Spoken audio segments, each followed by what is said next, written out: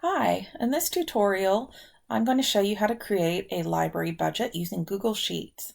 To access Google Sheets, you need a Google account, which is free and easy to set up. Once you have an account and you're logged in, I'm on the Google homepage currently. You should notice a matrix in the upper right-hand corner. If you click on that, go to Google Drive and open your drive.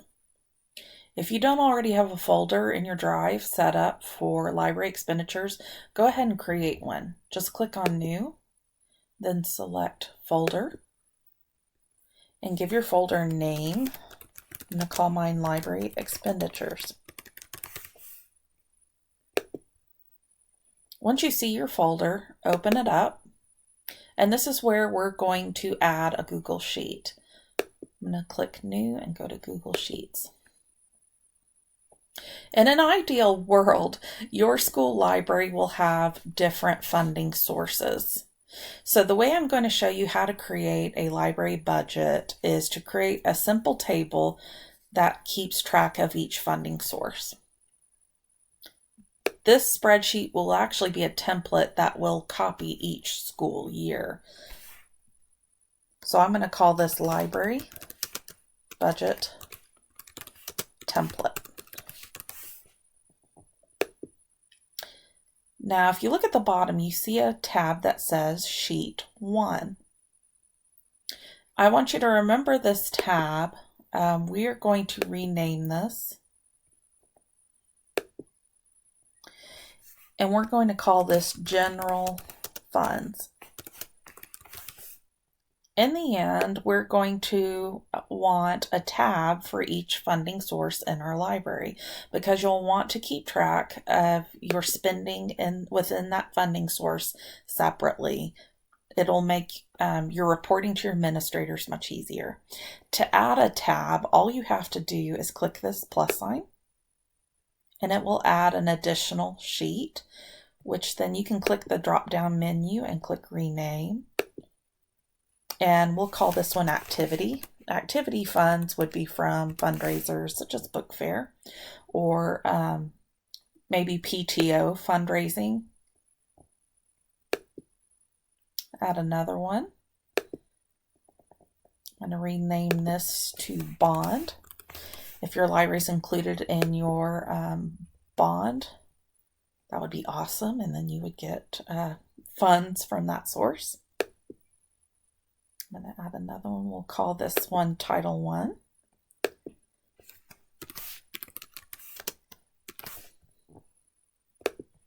And finally, occasionally libraries received funds from Indian Ed.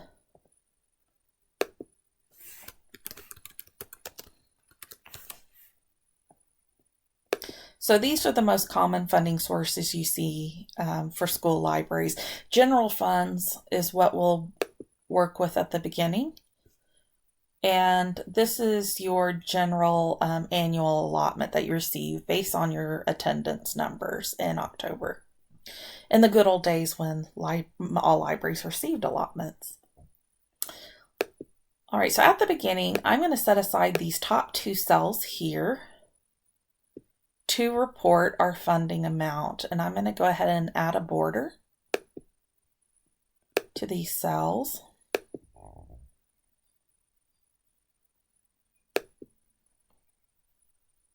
And then this is where we're going to show our total budget for this funding source.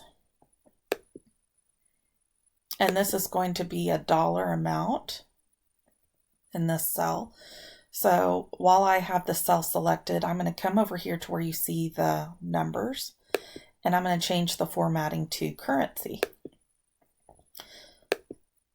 I like these cells at the top to be bold, so I'm going to highlight them and come over here to bold. And then I'm going to center.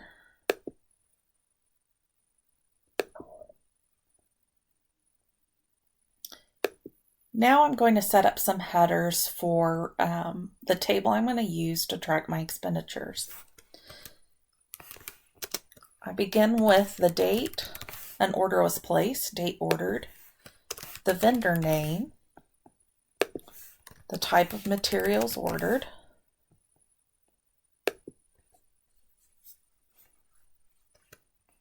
date received,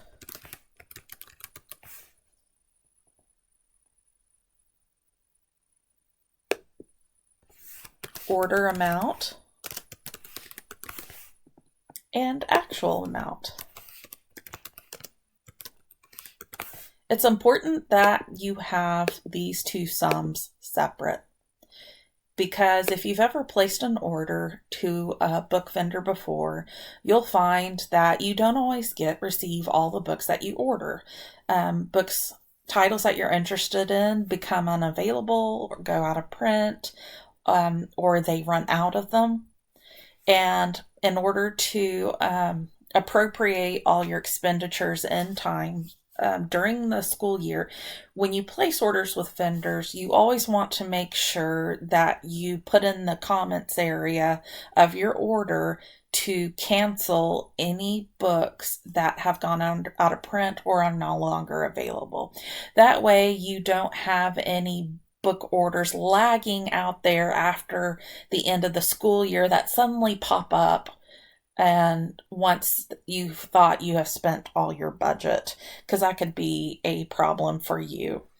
You want to use up your money in a very timely manner in the school year. Officially, you want to have it encumbered all by, I want to say February, but I personally, as someone who's been in the schools and know how they scramble for funds in that spring semester, I would get all your money encumbered by the end of that first semester. I always try to encumber my money by the end of November 1st. So to safeguard myself from having extra book orders just hanging around out there that have not come in, I made sure my vendors understood: cancel any books that become unavailable. Just cancel those orders and only bill me for the books that I receive. So you'll find that occasionally the initial order amount will be different than the actual amount once you receive your books. So next, what I'm going to do is I'm going to set a space for my table. I'm going to allow for about 25 spaces here. I don't think any school library places 25 orders in a given school year, but you never know. I'm going to go ahead and allow for plenty of space. And I'm going to bold my headers and center them.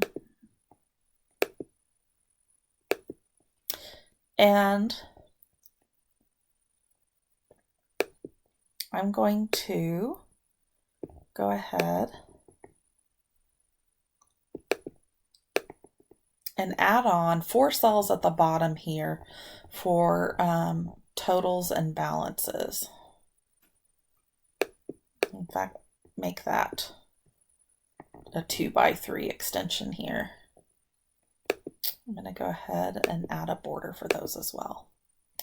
And I'm going to type in the words total and balance.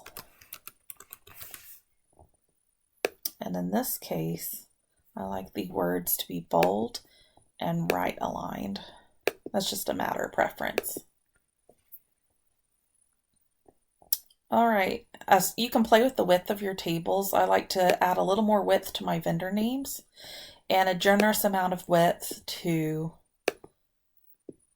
my material description. And I need to designate these cells as currency. So I am clicking and then dragging my cursor until all the cells in this column are highlighted, because I'm going to go up here where you see the numbers and then format these cells as currency, so that when I place an order amount or the actual amount here, they'll automatically add a $sign and 2 zeros. If you have a specific number of cents involved in your total, which you probably will, you generally don't have budgets that are an even number of dollars. You'll want to make sure you yourself type the decimal and then add the cents involved. I'm going to go ahead and delete that for now. All right, now then what I want to do is I want to set each of these cells so that they will show a sum of my order amounts and then my actual amounts. So I'm going to start here with order amount, and I'm going to highlight the cells that I want to be added. So I'm going to click and then drag, because I want all of these cells to be added when they contain numbers. I'm going to come up here to the sigma symbol. It's a drop down menu, and I'm going to select sum.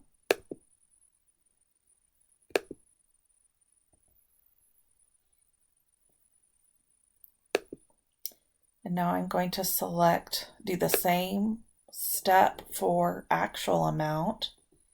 I'm going to highlight only those cells that I want to be added up and go to sigma and select sum. So now as I place orders, let's say I place an order to Permabound. Let's say I made this order on September 25th to Permabound. And I ordered maybe primary nonfiction.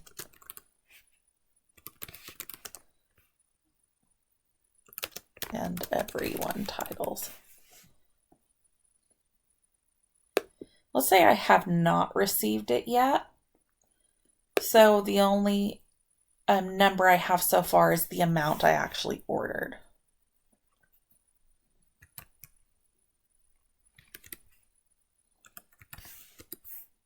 So let's say that is my order amount. I'm just going to give myself a generous general funds budget of $6,000.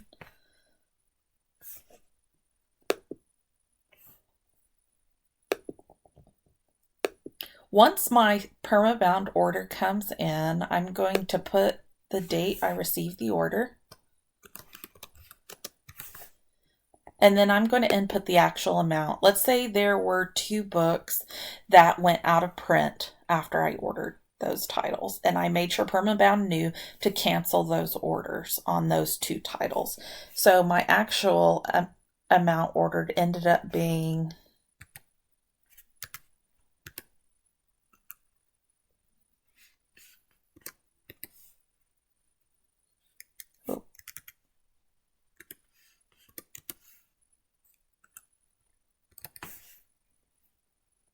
with those 2 books. So now I have my order amount and then the actual order amount, which ended up being a little less because 2 books went out of print. The last thing I want to do to set up my spreadsheet here is to set these cells up so that they reflect a balance to my budget, so that I'll see how much funding I have left. So I'm going to start with the order amount. And what I want to do is set it up so that the total here will reflect 6,000 minus my total expenditures. So I'm going to start by typing an equal sign, and then watch what I do. I'm first going to start with my budget and click, and then it automatically inputs the name of that cell here. Then I'm going to type in a minus sign, and I'm going to click the cell that needs to be subtracted, which is my total order amount. Then I'm going to click enter, and then it reflects my order balance, my budget balance. Now keep in mind, this is not your actual balance. You won't know your actual balance until you've received your orders. Now I'm going to follow the same steps for my actual balance. So I'm going to type in an equal sign, and I'm going to go over here and click my budget, add a minus sign, and then click the total actual amount.